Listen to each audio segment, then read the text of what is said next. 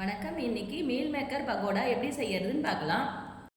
அதுக்கு 100 கிராம் அளவுக்கு கடலைப்பருப்பை நான் 2 மணி நேரம் ஊற வச்சு வச்சிருக்கேன். 100 கிராம் மீல் மேக்கரை சுடு தண்ணியில போட்டு தண்ணி இல்லாம நல்லா பிழிஞ்சு வச்சிருக்கேன். ஒரு பெரிய வெங்காயம் பொடியா கட் பண்ணது, 3 பச்சை மிளகாய் பொடியா கட் பண்ணது, ஒரு கைப்பிடி அளவுக்கு கருவேப்பிலைய பொடியா கட் பண்ணி வச்சிருக்கேன். 1/2 டீஸ்பூன் அளவுக்கு சோம்பு. ஃபர்ஸ்ட் மீல் மேக்கரை போட்டு கொரகொரப்பா அரைச்சி எடுத்துக்கலாம். இப்போ இந்த அளவுக்கு கொரகொரப்பா அரைச்சதை ஒரு பாத்திரத்துக்கு மாத்திக்கிறேன். தண்ணியெல்லாம் வடிச்சு எடுத்துட்டு கொரகொரப்பா அரைச்சி எடுத்துக்கிறேன். இப்போ கடலை பருப்பும் அரைச்சி எடுத்துட்டேன். தேவையான அளவுக்கு சால்ட் சேர்த்துக்கிறேன்.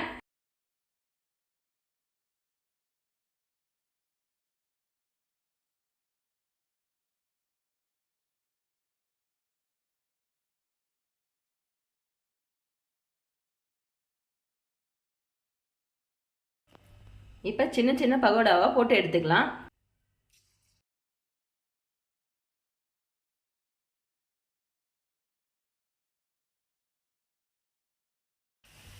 இந்த அளவுக்கு மொறுமொறுப்பா வெந்த பிறகு எடுத்துடலாம்.